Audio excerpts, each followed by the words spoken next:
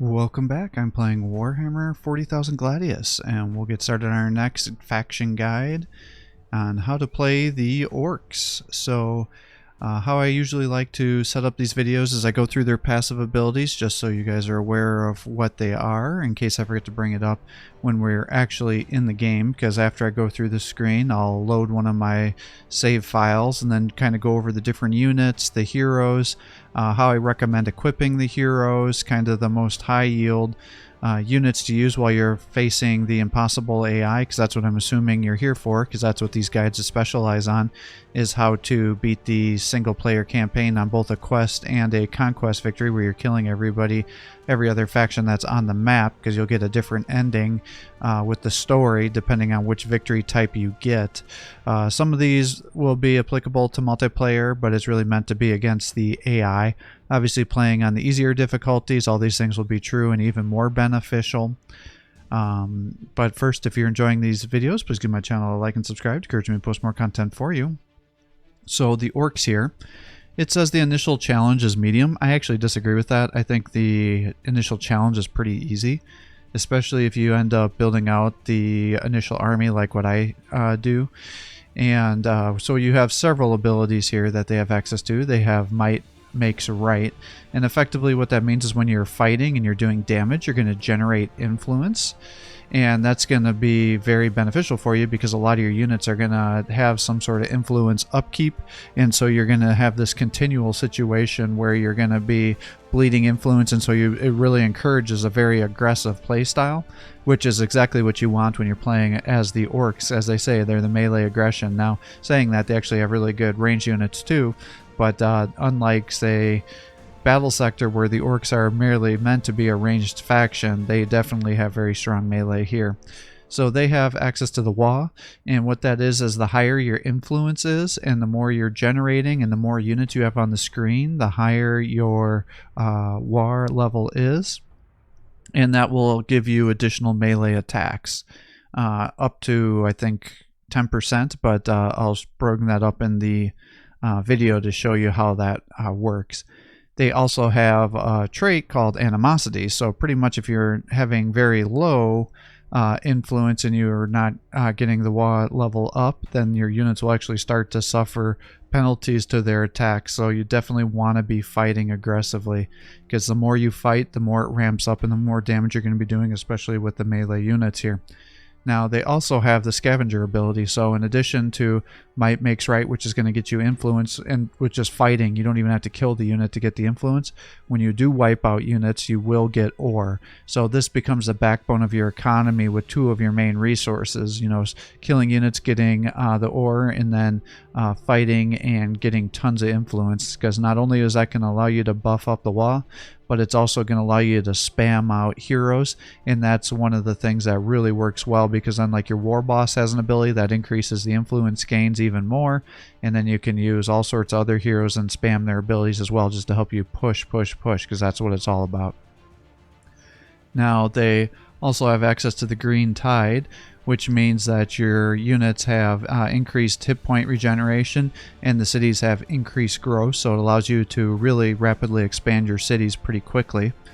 You also have access to the Orkoid Fungus, and so this can be manually grown just like a building inside your cities, or when your orcs die, the fungus can get applied to the tile, especially after you research the upgrades to it, which means it'll just become a permanent aspect, so it will never disappear. And then you can also increase the amount of food that is giving you and the healing by your research as well, because if you put your guys on a tile that has both the fungus and the city, you'll get healing benefits from both, and that allows you to really heal up quickly, especially once you have the green tide ability going too, because you can upgrade that further, and that can really help you increase your hit point regeneration. Now, they also have the mob rule, and effectively what that means is when you have a heavy infantry based army, the more infantry that you have next to each other, the less morale loss you'll have, when those units die to the surrounding units, just because there's so many guys together. And then they also have Here We Go. And effectively what this is for your infantry. You can activate this ability every so many turns, and it'll give you 1 movement distance to help you really rapidly cross the map. So it really allows for some real aggressive play styles, especially early on, and that's what makes the Orks really fun.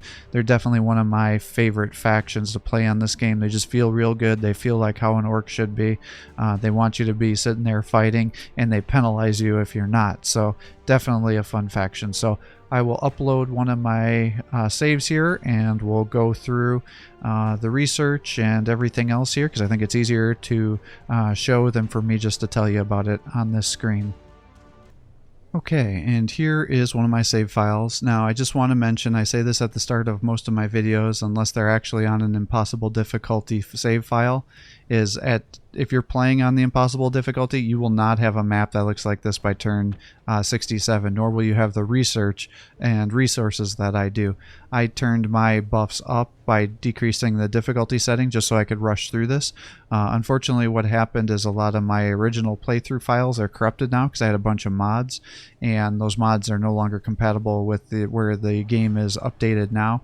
So instead of going through and doing a whole new impossible playthrough, I just put the difficulty down to rapidly get through the trees to help me get to where I am, to show you the different aspects here. So I don't want you to get discouraged if you're trying to do this on the impossible difficulty and you're like, holy crap, you know, Classy got halfway through the map and killed multiple factions by turn 67 and was through the research tree. That's not how it's going to work on the impossible difficulty.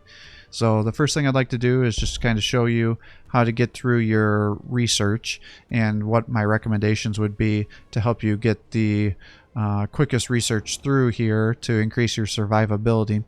If you're new to this game, how it works is you have 10 tiers of research as you're going across here, and then to increase the tier you need to have at least 2 upgrades per tier to advance to the next one, and at any time you can go back to prior tiers and pick up additional research that may become more important for you as you are advancing through.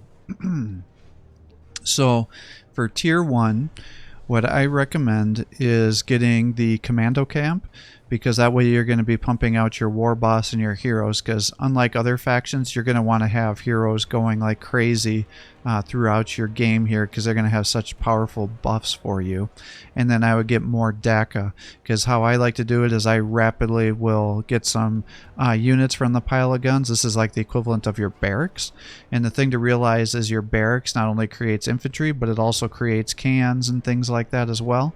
And so it's not just, so even though there's some of those units are mechanized, they're still considered quote-unquote infantry. So that'll help you, because that's like the equivalent of one building, especially on the very fast difficulty or pace that I like to play at, just to keep the game moving. And so at tier 2, I get the Grot Huts, which allows you to increase the population of your cities. And then I also like to get the Weird Boy unlocked. And the reason for that is your War Boss will, as you get him up to level 6, then he'll start to increase the influence that you're getting with fighting. And then the Weird Boy, as he's leveling up, he gets access to a passive ability which will increase your research. And so that's the way you can really get your research just going astronomically quickly, especially if you're fighting and getting a lot of influences. You can pump out a bunch of Weird Boys, and you may not even actually need to build any research buildings if you're able to get a strong enough war economy going, because you can just spam the Weird Boys, get them leveled up, and get your research passively that way. Now, once you're ready to expand, you're going to want to get the mech bits yard, because the mechs are how you're going to form new cities, but you're not going to be ready for that. So whenever you get to a point where you're ready to expand, you'll want to come back and get this ability too. And then moving on to tier 3, if you're having issues with your loyalty by now, you'll want to get the fighting pits.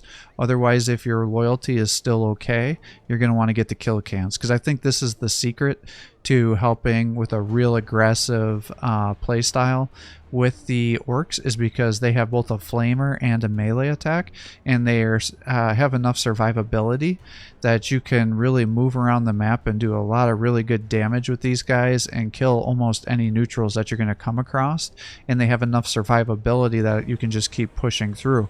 Whereas your orc boys, while they're decent fighters, they're going to take quite a bit of damage, so you got to keep running them back to the base to heal them or put them into different secure locations, whereas the cans start to have more armor and they do a lot more damage, so it just becomes a much better option for creeping. Now the pain boy is your healer and can buff your other units, so if you want to keep pushing and you're really having really good resources, you can certainly unlock the pain boy by now as well. But I think going with the cans just makes the push so much easier, and I use that pretty much to the mid game and almost to the late game if they've all survived and I'm still able to push aggressively against neutrals. Now you're not going to want that to be used when you're fighting other factions. I mean, yes, you'll definitely be able to kill units, but they're going to outproduce you than what you can in the cans, and then because their cities are going to be level 5 on the impossible difficulty, that's going to be too much HP for the cans to claw through to be able to get the kill. Now the only caveat to that is if the AI is expanding into your territory and you see them construct the city, then your cans can kill those new cities because they won't be buffed up yet. Moving on to tier 4, you're going to want to get the scrap sheds, and this is your production building that increases your building speed. So how I like to describe this is if you're playing on the very fast pace, if you are building a building that takes 4 turns to construct, you build one of these, it'll typically drop it down to 2 turns, and you build the second one, it'll drop it down to 1 turn. On your first city, you usually get away with just building one of these scrap sheds on the very fast pace, and that'll allow you to get 1 turn productions, occasionally 2 turns if you have low loyalty issues, but definitely rushing that so you can start building a building every turn can be very beneficial. And then getting slum town so you can increase the acquisition radius of your cities, because how this works is you can see the Orc City boss tower here. That's where my city was formed, and originally you only have 1 tile around there that you can capture and then build things up, and then when you get the second tier, then you can go out 2 tiles and keep moving, and then on the final research tier you'll get out to 3 tiles. So that's how you can make that happen, so they get decent sized cities with +3 distance once you have everything upgraded. So that's what I tend to focus on there. Then you get to tier 5. If you are really struggling at creeping for some reason, I would recommend that you unlock the battle wagon. I've never personally had to do that, but the battle wagon has massive amounts of weapon upgrades that it can do. But again, I recommend that you actually just skip past the battle wagon unless you're really, for some reason, having a lot of trouble expanding, because I want to just keep focusing, because there's much better units in the near future that you're going to get access to. So for the technology that I end up getting is I get Fear the Orcs. That way I can increase the influence gains that I'm getting while I'm fighting, because again, I want to keep pushing my units out, keep producing, increase my war ability, and just keep fighting and expanding and using that influence to help me. And then if I have a lot of infantry, I'll get the extra infantry armor. And then if I don't have a bunch of infantry for some reason, which I usually do, then I go for the boss speakers, which will increase the production output of your scrap sheds, and that will allow you to, even later in the game, get away with just having to build one of these scrap sheds to get your production time down to 1 turn, unless the loyalty is just absolutely abysmal, which should only happen when you first found a city, and then you should rapidly be able to overwhelm that or overcome that once you build one of your another scrap shed. Then you should get down to getting your loyalty back up with your loyalty buildings and increasing your population. So now we get to tier 6, and now we're starting to get access to interesting research. So I tend to go with the bigger bolts, because that'll increase the armor penetration of our bolt weapons, which we're going to be using on our elite tier units. But first I would get the Grot Scavengers, which is going to increase the amount of ore that you're getting when you're killing units. So I tend to always focus on the resource abilities first, because again, I want to keep aggressively fighting, and I want to keep aggressively getting all the resources to help me expand, because that's how the Orks functions. You just need to be playing real aggressive. So Grot Scavengers and then bigger bolts. if you for some reason are really just why you would need this. So I would do these two instead of the bigger bolts if you're playing the impossible difficulty and unfortunately you're in the corner and you're surrounded by impossible AI that are just totally overwhelming you. Then you're probably not going to have enough research with your weird boys to be able to overcome this, in which case then I would do the Finken rooms here, and then because you'd be building research buildings to help you push through your research tech to advance further. But assuming you're able to fight, I would skip this, because if you're fighting real aggressively, you're probably not going to be building any research output buildings. You'll either get it passively from your other production buildings or the weird boys, but again, if you're boxed into a corner, then you definitely want to get that instead of the bigger bolts. Moving up to tier 7, you start to get access to lots of really good units. So I tend to get deep diggers. That way it'll increase the population limit of your cities, so you have to build less of your shelters and can keep expanding. Now, if you're starting to get lots of vehicles, you can do the extra vehicle armor, or you can increase your healing with the green flood. Now this will stack later on with your other further upgrades that'll increase your healing.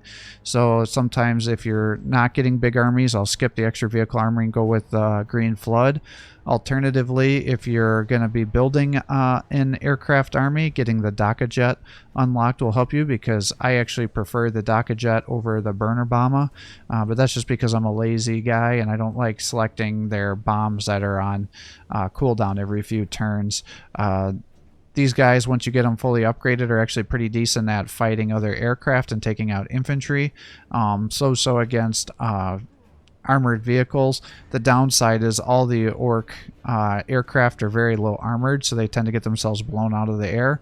So if you wanted to bypass the aircraft completely, you would not be wrong. So it just depends on what your playstyle is. Now you get to tier 8.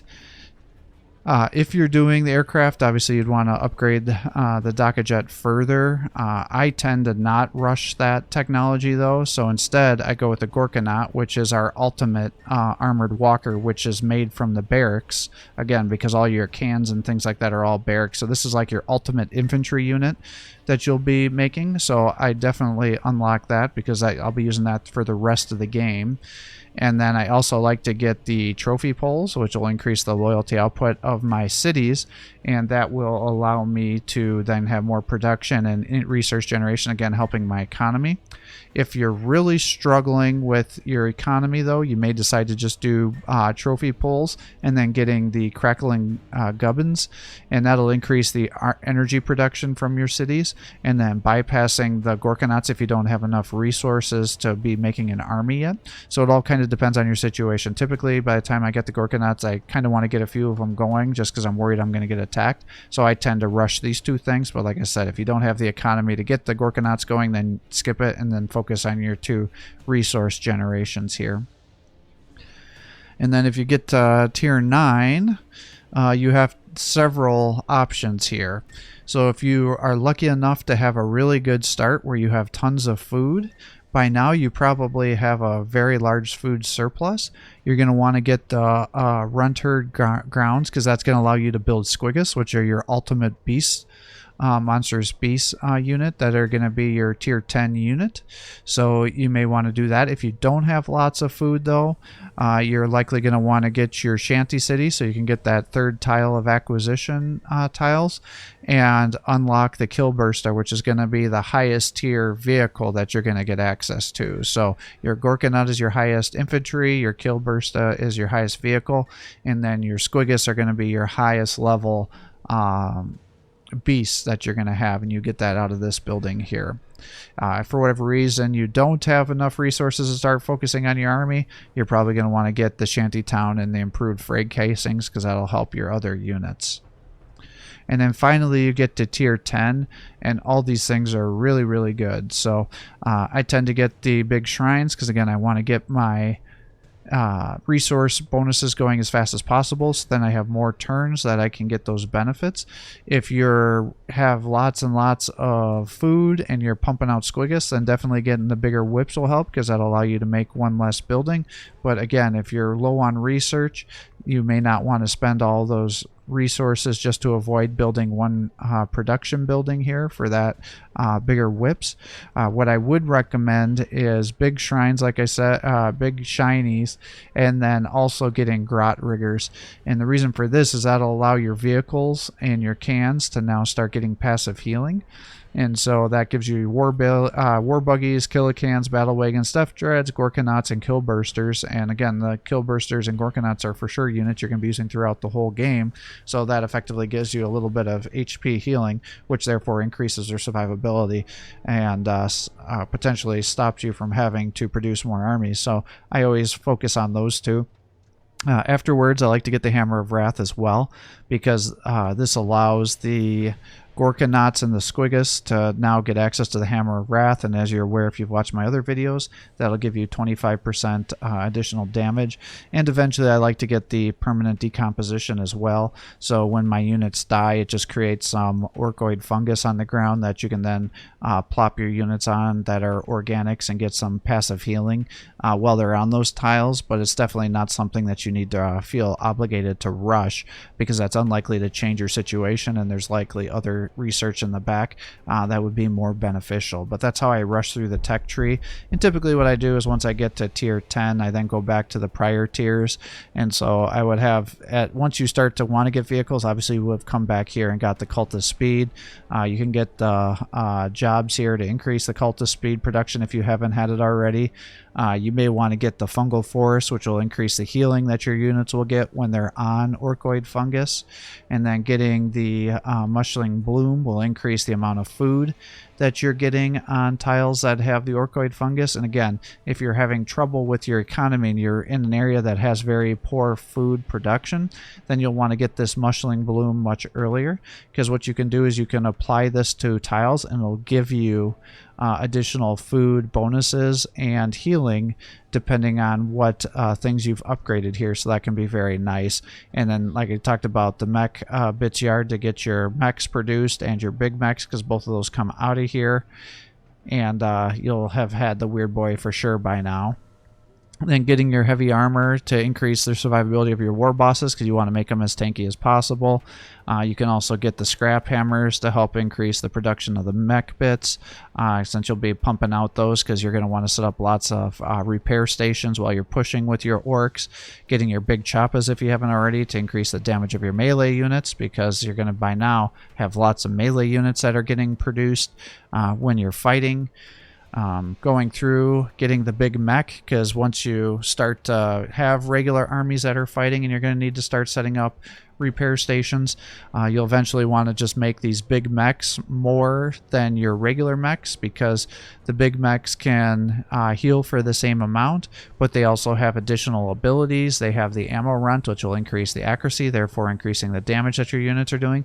And they also have the custom force field, which just passively increases a damage reduction for the units around them by 33%, so that becomes huge and makes these guys much more valuable than regular mechs. Now, you will still want to have some regular mech boys, though, because only the regular mech boys can clear out wireweed and found cities.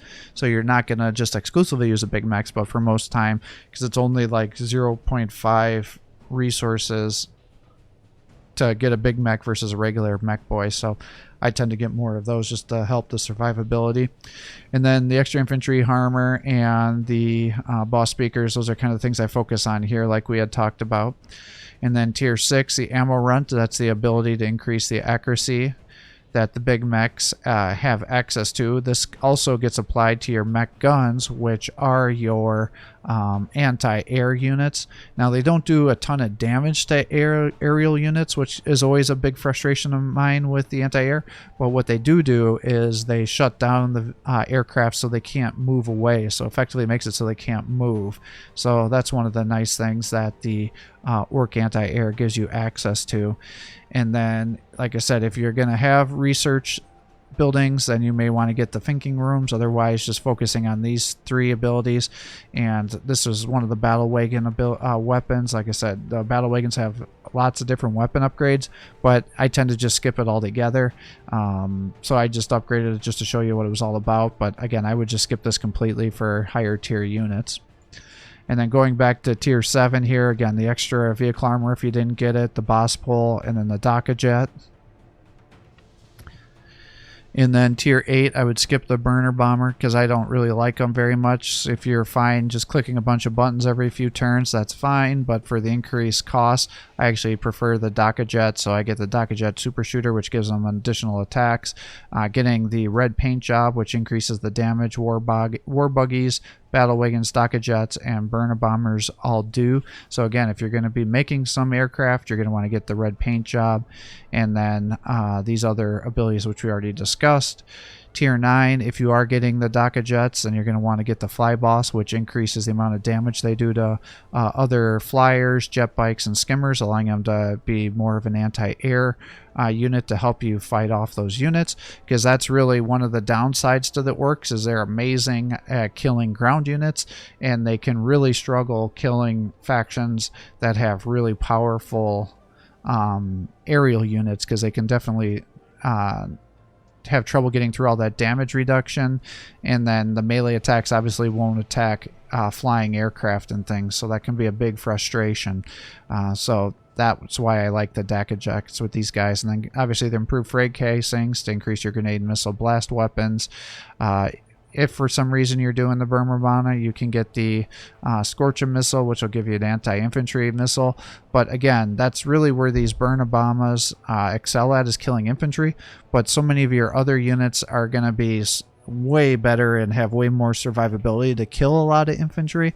So for that reason, I don't really like the burner bombs. It just seems like an aircraft that's unnecessary. I wish they actually had aircraft that focused on more anti-air other than the Daka jets that have more survivability, but I think if they did that, it would just make the Orks too overpowered, because they just become massive forces. Because the more they're fighting, especially near the end game where you just have massive armies slamming in, you're sitting there losing units, but they're gaining so many resources through the kills that they can just way outproduce it, the losses that they're suffering, and just keep expanding. So it becomes really overwhelming on the impossible difficulty. And if you're playing as the Orks, that goes to your advantage. And if you're playing against them, you can be really just slamming your head against the wall as they're generating all these resources while you're fighting each other. And then, you know, the kill burster, like we talked about, because that's your ultimate vehicle. And then getting your tier 10, I like to have all these things upgraded, and I think we already pretty much discussed all of those research options. So as you can see, there's really no faction-wide abilities that you have to use like some of the other factions, which is nice. So it just leads to some simplicity. And again, I'm a basic guy, so I like nice and simple. Now for the Waagh here, we did briefly talk about this on the passive ability, but as you can see here, each level of the Waagh increases or decreases Ork unit attacks and building loyalty by 2%, and it can go up to plus or minus 20%. Okay, 20%. I couldn't remember if it was 10 or 20. And so pretty much you increase your Waagh level by getting more and more influence, which you'll get thousands of it, as you can see, by all the fighting and things that we're doing here. And also by getting more, effectively producing more units, which will increase your influence upkeep. That's how the game knows that you're getting massive amount of units, and therefore it'll increase your Waagh level. And then every turn it'll update the amount. So, you know, one turn it may be real high, and if you blew through all your influence and it's low the next turn, it may go down. But once you get up to 10 out of 10, then you're effectively getting 20% loyalty and 20% attack, Ork attacks, which are a significant benefit to your army here. And again, it's going to let you be more aggressive. You're going to be able to expand your cities. You can set up production cities closer to the front lines, and then you can start getting guys into combat even faster. So it just allows for some real aggressive play styles, and again, that's real fun as you're playing as the Orks. So moving on to the heroes here. I gotta just find out where all my heroes are, actually. I thought I had some war bosses around here. Do I not? Where is my war boss? Here we go. So here is a war boss. He's your very first default hero. and he is an amazing unit. He does really good damage in melee. He's not great at killing units with range because, as you can imagine, while he's got this very snazzy looking gun, it's not particularly amazing with its attacks. It effectively has a rocket launcher, so it can do damage against single heavy armored units, but if you're sitting there fighting, you know, these bugs here, you can see he's barely going to do any damage to it. So that's the one downside of him, but since you're going to be creeping and killing most of the other enemy units in melee, he'll just help you push real aggressively. So like all orc infantry, he has access to Here We Go, which is a free action that increases your movement. He also has one of his abilities that can be leveled up is a passive ability, which adds an additional attack to the war boss, and so effectively he gets plus 50% damage, and he's getting an attack that does 6.2 damage times 4 attacks with armor piercing of 3, so that definitely helps increase his damage output with the little squiggoth, attack squiggoth that he has with him. I tend to focus on getting the big boss this ability and then the big boss here, and that effectively just allows him to passively increase his health. Once you get it up to level 3, he gets 60% additional bonus health, which will again help him survive, especially as you're getting his armor and everything up. His other ability is Bust Heads, and this reduces the morale loss of the war by an additional orc units that are within 2 tiles, and you get minus 60% morale loss. When you're pushing early on, that's usually not a big issue. Later on, you can use it when you're slamming into battle lines, but early on, that's not something you typically have to rush. And then for his tier 6 ability, he gets Prophet of the Wall, and this is a free action, and it affects every orc within 3 tiles of the war boss here, and it increases the influence gained while dealing damage, and it increases the influence gains in combat by 50%. So that can really help you pop off, especially if you have a bunch of orc war bosses all smattered throughout your line, because you can stack that up multiple times. And just have if you had a whole battle line here, you have one down here, one up here, and then effectively you're getting 50% additional influence while you're fighting enemy factions, which is huge. And then in terms of the equipment that I like to give these guys to increase their damage and survivability, I give them Concealed Weapon System, which increases the amount of melee attacks that he does by 25%, because as you can see, he's got 8 attacks there, so giving him an additional 25% definitely helps out. I give them the Axe of Blind Fury, which gives them additional splash damage. I give them the Armor Place bracers and the vest to increase his armor by 3, because otherwise he has 5 armor, and I want to give him as much damage reduction as possible because the AI definitely likes to try to snipe him down, and he can definitely take a hit once he has 32 HP, so giving him that armor really increases his survivability. I give him the Dusk Blade because he's going to do tons of damage in melee, so getting back 20% of that damage's health is amazing. And then I give him the Morning Blade to increase his armor penetration by 2 and increasing his damage by 25%. And that makes this guy become a major powerhouse. So War Boss, 10 out of 10. Definitely love him. So then we have the Weird Boy. You'll want to be rushing tons of these guys as well, because they have access to channel mental energy and this mental emissions, and this is an ability that you can just start researching at the very start, and it has 3 levels, so every time you level it'll go up by 4 additional research up to 12, so that's the equivalent of like 1.5 research buildings. So you want to get a bunch of these guys going as fast as possible so you can really just stack those buffs going. And so I tend to focus on getting the mental emissions leveled, and then my secondary thing that I focus on leveling is the Frazzle ability, because this is actually a pretty powerful ranged attack, and as you can tell, the orcs, until you start getting some cans going that have the flamethrower attacks, can suffer at fighting ranged units. And so by getting the Frazzle ability going and leveled up as fast as possible, because it has the 3 levels, that'll definitely help you keep getting kills against flying units or ranged units that may be more difficult. Then I tend to get the Warpath, which will increase the number of melee attacks to any orcs within 1 tile of these guys, so that definitely will help buff your guys as well. But the other claim to fame that the weird boys have is they have the jump, and effectively this is like a teleport ability to with everybody that's within 1 square of the weird boy. And so what you'll be doing is later on in the game, you'll be getting all these resources. You'll be spamming out a weird boy every turn.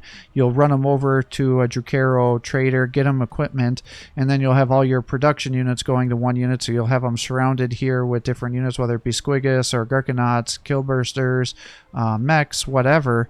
And then let's say we were fighting over here, which I actually am. Well, let's say I've got enough to have these guys totally surrounded. You'll click the jump ability, and then anywhere on the map that you have vision, you can now teleport over to. So let's say these guys needed help fighting over here. Well, let's just click over here, and now my army is warped over here, and you can start fighting again. Likewise, if these guys are getting killed and you're worried you're going to be losing, then you just would move these guys over here, use the jump, and you can run them back to your base or somewhere else that's going to be safer. Or if you're pushing somewhere and you think you're about to kill a city, but they're going to push you away, warping more guys on top of them to help them fight, because as you can see, it does use up the action points of the units that are teleported, but now you have these strong elite units ready to keep fighting. So that can be absolutely amazing to help you get around the battlefield. And again, it's all about fight, fight, fight with the orcs here. In terms of the equipment that I like to give these guys, it kind of depends on where I am in the game at this point. I always give them the armor to try to increase the armor, because these guys are incredibly squishy and the AI will definitely focus fire them down. So I try to increase the survivability by giving them the double armor.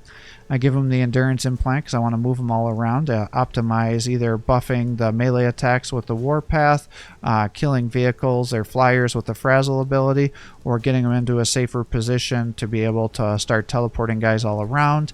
Later in the game, I tend to give them the ultra wideband aspects, which allows them to move around and not get triggered by any Overwatch attacks.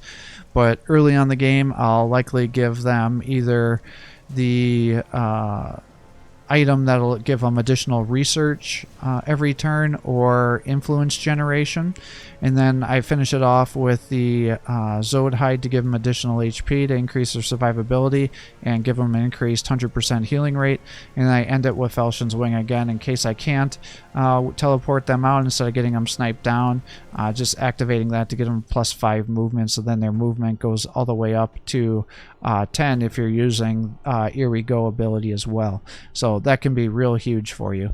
And then finally, you have access to the Pain Boy here. And like we talked about, he's one of the best healers in the game. So what you have access to is the dock tools. And so, oh, that's only a level 1. Let's find one that's leveled up here. Here we go. So this guy's fully leveled. So with his dock tools, which is the healing ability, fully leveled, you can heal 18 health per turn. Now that goes to monsters, creatures, or infantry. Obviously, your vehicles need to be repaired by your mechs, which we'll talk about in a little bit here. The other thing that's real nice is once you rush out the Pain Boys, is they have extra bits, which effectively reduces the food or an energy upkeep of any infantry or monstrous creatures that are within 3 tiles of a Pain Boy. So having a few of them not only to act as healers, but to reduce upkeep costs to allow you to keep spamming your units here to help with expanding your armies and being able to keep pushing can be very beneficial, because as you can see, it'll at the highest level it'll decrease the cost by 75% of those 3 resources. And then the 2 things that they have that are also really good at buffing is they have the cyborg implants and then the experimental procedure, which is their level 6 ability. Now, both of these things only last for 3 turns. I used to think the cyborg implants were permanent. Oh, it is. So I thought it said it had a 3-turn cooldown, so I guess I was mistaken. I thought maybe they changed this. So how the cyborg implants work is it's a permanent increase of damage and 15% feel no damage reduction to allied infantry or monstrous creatures. So putting that on the Squigus can be a real nightmare for your opponents to then take them down. It can also be applied to your heroes to give them an additional feel no pain damage reduction, which can really help survivability as well. And then they also have the experimental procedure, and this will temporarily increase the damage by 25% and give you an additional 25% feel no pain damage reduction to either an allied infantry or monstrous creature. And this does have a only last 3 turns as well. So this is the cyborg implants are permanent, and the experimental procedure has a 3-turn cooldown. Okay. So that's how the weird boys function. So like I said, or the pain boys. So all the heroes are all very, very good. And then in terms of how I like to kit them out, I must have a pain boy around here somewhere that's fully kitted out. Let me see. Here we go. So in terms of their equipment, you know, I always give them the double armor to increase their survivability so they can stay close to help heal. I give them the endurance implant to increase their movement, the Zote hide to help them get additional HP and then increase the healing rate. I do give these guys the Dusk Blade because they can do okay damage in melee, and if I need them to just attack somebody, I might as well get a little bit of health back. Although I think you could argue that giving them a different item would be a little bit better, whether it be passive influence or research early on, but that's what I tend to have built these guys out with on this playthrough. And then Felshen's Wing again to help them move around the battlefield more effectively, healing, getting to where units need to be healed, reducing the upkeep cost for the resources, or just running around and capturing different outposts to help increase the research or resource generation of my armies. So as we discussed, you'll want to be pumping out those heroes as much as possible early game. Early on, you'll start out with several, I think 3 weird boys, or not weird boys, 3 just basic boys, which have some which are effectively just sluggas with their axe. They have lots of movement. They can do decent damage, especially as you start to get the Waagh ability up, but eventually they'll get themselves killed. So once they die, I just focus on getting the killicans here, because even though they're quote-unquote lightly armored, as you can see here, they have 8 armor, and that allows them to take a 67% damage reduction, especially if they're fighting units that don't have a lot of armor piercing. And that's the situation for most of these neutrals. Like you can see here, these guys have 0 armor penetration, so they can barely do any damage to the cans. And then they have the Scorches, which are a ranged attack. Now they only have 3 armor piercing, so they're not great at killing armored units like flyers. They're going to get themselves killed. But when you're trying to sit there and kill these bugs and other neutral flyers, these guys will be more than sufficient. And then they have a great Killican Claw ability that allows them to do additional damage. They have 48 health, so they're easy to keep alive. Each model has 24 health, so it takes a lot to take out a model and start reducing their damage. And then they also have access to the Hammer of Wrath, which increases their damage by 25% again. So that allows these guys to be some of the most effective creeping forces early on in the game, and later you will transition them out. But this is what the backbone of my early pushing force, because, you know, getting some weird boys, a couple of war bosses, and killicans, you can just kill almost any neutral that you'll come across there. Even the Castilians will have trouble standing up against you as you're killing them with all of your elite tier units here. And then since I'm over here, I guess I can show the Gorkanaut. So like it's talked about, this is your ultimate infantry unit. At level 10, he has 140 health, 10 armor, decent morale, 3 movement, and then he has access to the Hammer of Wrath, which allows you to increase the damage by 25%. Now these guys are considered transport, so you can put some infantry units inside there to help keep it alive, but your ultimate monstrous creature here is going to be your Squigus here, and they have close melee. They just calls it close combat melee weapon. Effectively, it just charges and headbutts the units that are in front of you, and as you can guess, that has some decent armor penetration. It has the Super Lava, which is an anti-infantry ranged cannon attack that has a range of 3, and then it also has twin-linked big shooters, which are also an anti-infantry weapon. So these guys can do really good damage against single vehicles, buildings, heroes, things like that, but they really struggle, as you can tell, with taking out flyers because they have no armor penetration. They are monstrous creatures, creatures, so they have an Aura of Fear, which drops the morale by enemy units within 1 tile of them by 2 per turn.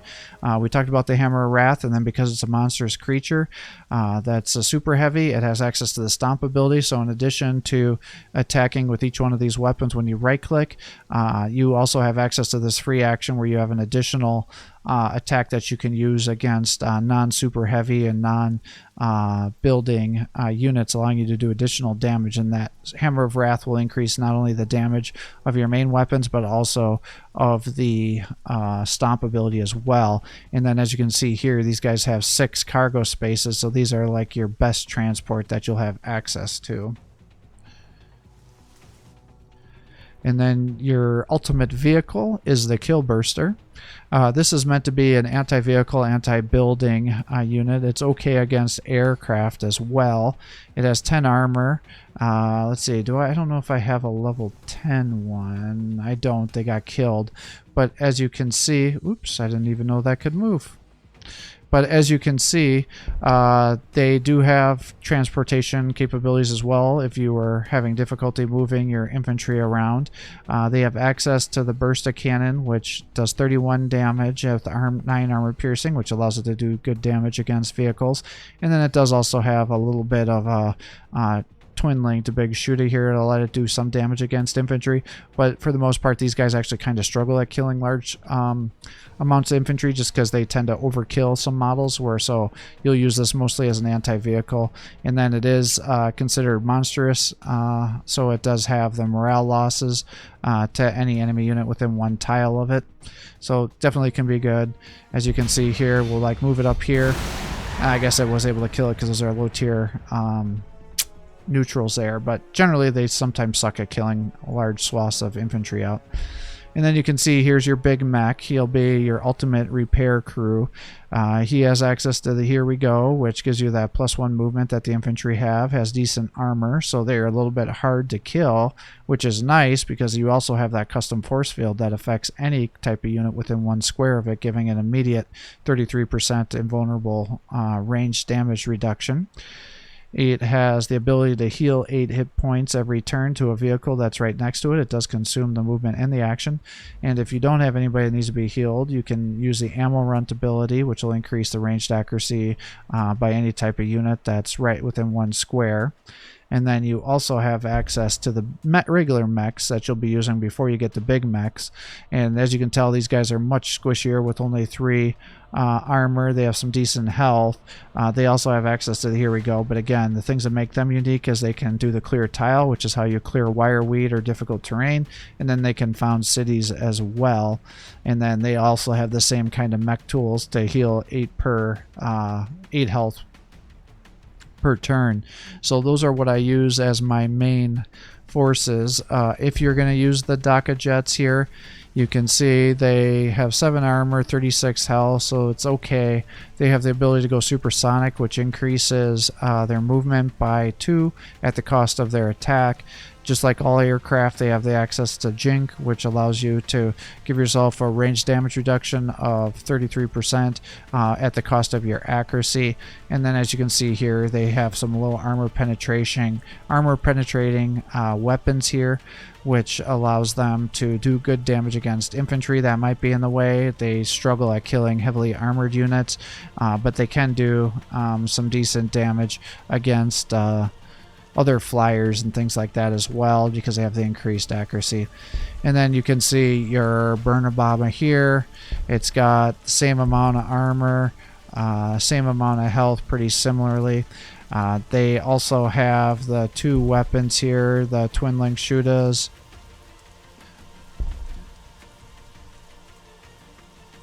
And then the big thing for them is they also have access to the Scorch Missile, which is just an additional attack, which helps them do more damage to infantry. And then every 3 turns, they get access to the Burner Bomb, which again is meant to be mostly anti-infantry, medium to light tier vehicle with the armor piercing of 5. But for the most part, I'm not a huge fan of the Ork vehicles here. But I get a few of them just because they have so much movement. They can help you get an idea of what you're about to get into with your armies as you're moving around. and they can also cross difficult terrain. So I usually add a few of those Daka Jets in, but for the most part, I'd much rather be spending my production time in the Cult of Speed to be getting those kill bursters, which are the ultimate production here. So as you can see, the Orks have multiple different kind of production buildings. This is why the Orks can be so overpowered late into the game, especially against the impossible AI, because it's like they can generate a hero every turn, they can generate some sort of vehicle every turn, they can generate a repair unit every turn, they can generate elite tier infantry, including the Gorkanauts every turn. They can get a Squiggoth every turn. So that means every city you have, if you have them all as production cities, you could be making 5 units per turn, compared to, say, the Space Marines that can only produce 4 units per turn from one city, and that's their only production. So, you know, if I had, let's say, 4 cities going for production, that's 20 units every turn that you could be making. So that really allows you to pop things off pretty aggressively. And then, as you can see here, you know, most tiles will have plus 20 food if you're in a forest area here, 30 if it's pure forest. But and that's, so you can see I have plus 20 here, but then I had access to that Orkoid Fungus, right? So I popped that down on this tile here where I have my food production. And so now I'm getting plus 50% food from those 3 food buildings here, and that's significantly increasing my food production on these tiles here. You know, I'm going to build another one over here, because as you can see, it's giving me plus 30% food with the passive Orkoid Fungus. Now, if you're playing as the Tyranids, just be aware that when you put Orkoid Fungus on the ground, that does increase the biomass on the tile by 5, so that can be boosting their economy as well as your killing units. But hopefully that won't be a big deal for you. And then if you have Orc Infantry, monstrous creatures on the tile that are healing, it'll give them plus 2 health. Plus more additional health if I would have had the upgrade for it going, but I haven't researched the increased healing ability yet. I think it doubles it if I'm not mistaken. So then you're getting plus 4 health plus the additional health generation that you're getting inside the city anyways, because that's yeah, it gives you plus 100% healing rate plus the additional health from that Orkoid Fungus. Now you can see how the cities can really increase the healing rates of your monstrous creatures and any infantry that are there, so that becomes a huge boon to your economy. And as you can tell, you know, I'm getting tons of, even though I'm only have plus 11 ore per turn, because I'm killing so many units, it's putting me into the thousands here. Same with the influence. Yes, I have a negative influence per turn, but I'm getting so much influence by fighting, I don't even have to worry about it. So generally, your food and your electricity are going to be your two rate limiting steps here, even as you're pumping out heroes. So just be aware of that as well. So you want to build those out on your cities to make sure you're taking full advantage of that situation, so you can keep getting out the Squiggus and your vehicles and other heroes and things, just to keep with the aggressive run, because you want to get that war level all the way up to 10. That gives you the plus 20% to your loyalty and attacks, letting you expand to be even more aggressive. So it just feels really good that all these things can synergize on themselves and really help you get real aggressive play styles. Now, the only other thing I wanted, well, there's a couple other things I want to mention, but one I want to give a shout out for is the Orks. If you have the Too Many Voices mod, they have really nice capabilities, compatibilities with the Ork faction. So if you wanted to get all those little research things voiced out, then you could do that. It also voices out the story, so that's really nice. So in conclusion, you know, with the Orks, you're going to be suffering lots of losses as you're fighting aggressively. You're going to struggle killing aircraft, but you want to get as much of a major force going as possible and just fight to generate all those resources, which will be more than enough to get back anything you're losing in combat, and then spamming the heroes because of all the influence you're getting. Because your war bosses, as you can see here, you know, they take influence and food for an upkeep. Your Weird Boy has energy and influence, and then your Pain Boy has food and influence, and your Squiggus, you know, again, have food and influence as your upkeep. Your Gorkanauts have ore and influence. Your Mech Boys have energy and influence upkeep, whereas the mechs have aura and influence. So you just got to select forces that are going to be most appropriate for you. The kill burst is going to be 8 and 8, and your Daka Jet's going to be 3 and 3. Same with your burner bomb, and they actually cost about the same, so you can see it's not a huge difference. You just got to know which one you want depending on what you're fighting, so you just got to build your economy out for what you need. But for the most part, the thing I find that gets people in the most trouble with the orcs is they're just not fighting enough, and they're just not getting a good enough food economy going to get their to keep spamming out your units. Because even though I'm spamming out heroes here, you can see I still have 5,000 influence, so just having several war bosses going to spam and get all that influence benefits going through the profit of the war here is just a huge boon. So let's say you move these guys up to here, get you here, put that down, and now you can see I got too many buffs going here, but now you can see the profit of the war will stick around here, giving them 50% influence for 5 turns. So you just keep spamming that every time it's off a cooldown to everybody that's around there, and that'll just allow you to just totally pop off with your influence and help your war level. Now these are some very small armies for the orcs, but that's because I actually kill things so quickly I can't get my levels going quick enough to get that war ability up, but that's just because the AI on this easier difficulty just isn't able to keep up with fighting here. So you see I just killed that and I got aura and influence. We took out their city, so we're just kind of moving around here, and you can just get all that stuff to stack up and get that stuff leveled. But orcs are very, very powerful. And then the other thing is just always remember that you have that jump ability to get in and out of combat as necessary, and then just setting up massive repair stations, you know, setting ones up with a bunch of pain boys if you're going to be healing Squigus and other elite tier units or infantry, and then the mechs and big mechs if you're going to be healing up vehicles. So it'll just allow you to stay in combat longer and just keep pushing. So I hope that helps with how to play the orcs. If there's anything I didn't talk about with the gameplay that you think is important for newer players to know, please share below the video, because I'm sure all players would like to know your feedback on here, because this is just my play style. And like I said, this is really meant to help you play against the AI.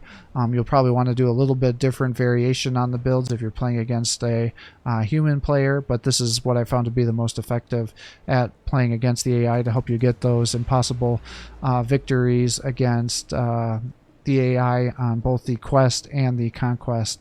So with that, I'm going to sign off for the day. I hope you're enjoying these videos. If you are, please give my channel a like and subscribe to encourage me to post more content for you. Have a great day.